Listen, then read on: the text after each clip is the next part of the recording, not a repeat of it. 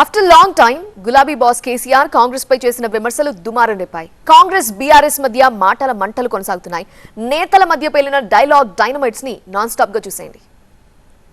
Palamuru project కోసం తాము 7,000 కోట్లు ఖర్చు చేశామన్నారు మంత్రి ఉత్తమ్ కుమార్ రెడ్డి. తాము తట్టెడు మట్టి ఎత్తలేదన్న బీఆర్ఎస్ విమర్శలకు కౌంటర్ ఇచ్చారు. 2 ఏళ్లలో ఎక్కడ పనులు చేశారో చూపించాలని సవాల్ విసిరారు హరీష్ రావు.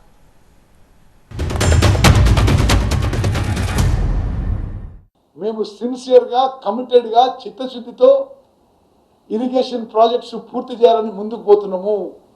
మా మీద గతంలో వాళ్ళు చేసిన అప్పుల భారం మోపిపోయినరు.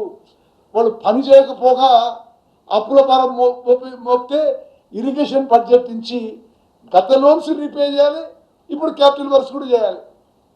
మరి ఏదో పాలమూరు రంగారెడ్డిలో తట్టెడు మట్టి ఎత్తలేదు అన్నాడు. 7,000 కోట్లు ఖర్చు పెట్టినాము. మీరు చేసిన పనులకి 5,000 కోట్లు ఏది పాలమూరు రంగారెడ్డిలోనే.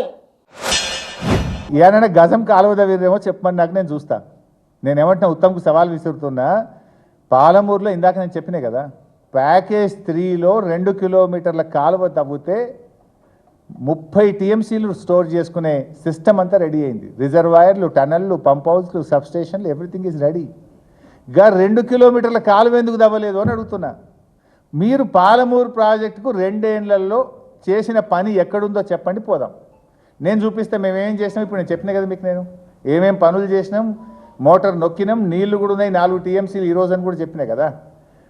ఉత్తమ్ గారిని అడుగుతున్నా, 2 సంవత్సరాల్లో పాలమూరు ప్రాజెక్టులో మీరు చేసిన పని ఎక్కడ, దాని పరిమాణం ఎంత, ఏం పని చేసినారో చెప్పండి.